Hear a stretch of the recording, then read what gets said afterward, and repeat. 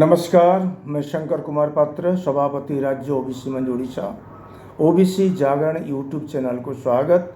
आज की चर्चा, उड़ीसा में ओबीसी आरक्षण के साथ धोखाबाजी क्यों, एक एनालिसिस। भारत एक जाति प्रधान देश है। इसका अर्थ सामाजिक व्यवस्था जाति आधारित है। मोटे तौर पर देखें तो कोई भी जाति उसका जाति के आधार पर ही अगड़ा या पिछड़ा है। ताजुब की बात यह है कि जो जातियां कुशल और कर्मठ हैं वो सब पिछड़े की श्रेणी में आते हैं, क्योंकि वो सामाजिक एवं शैक्षिक रूप से पिछड़े हैं।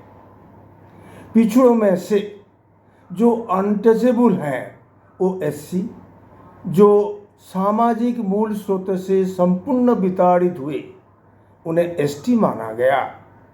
जो लोग सामाजिक व्यवस्था के अंदर रहते हुए भी शिक्षा और सामाजिक की मर्यादा से वंचित रखा गया, जिन्हीं लोगों को उन्हें अन्य पिछड़ा वर्ग माना गया।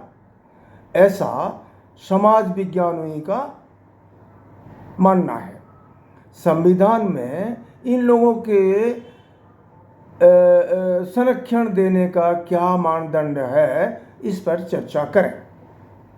जनरल क्लास, इस वर्ग सामाजिक और शैक्षिक रूप से पिछड़े नहीं हैं, शोषित नहीं हैं, फिर भी इन्हें आर्थिक आधार पर ईडब्ल्यूएस के नाम पर संरक्षण दिया जा रहा है।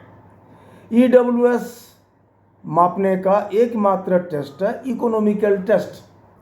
इनके लिए गरीब परिचय पत्र काफ़ी है। एससी, इस वर्ग संविधान के धारा 341 के तहत सामाजिक एवं शैक्षिक दृष्टि से पिछड़े हैं। इन्हें संविधान से सीधा संरक्षण हासिल है, अर्थात सोशियली एंड एजुकेशनली बैकवर्ड। ये डबल टेस्ट पहले से ही दे चुके हैं। एससी के तहत जो जनजातियां समुदाय संविधान की धारा 342 के अंतर्गत आते हैं वो एसटी हैं। वे भी सोशियली एंड एजुकेशनली बैकवर्ड जैसे डबल टेस्ट में पास हैं।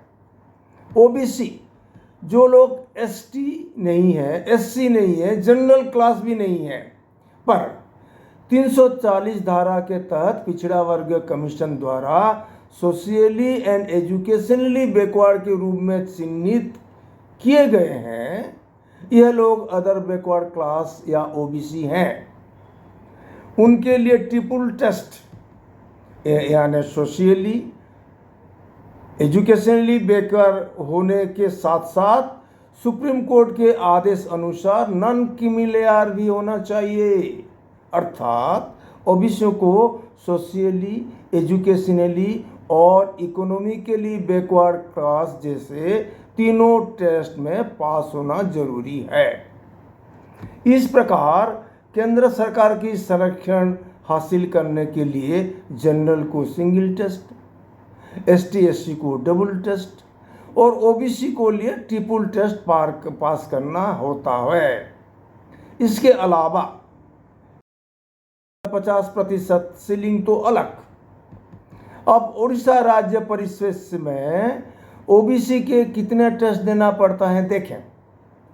उड़ीसा में ओबीसी संरक्षण नहीं है। ओबीसी को एससी बीसी में लटका दिया गया है।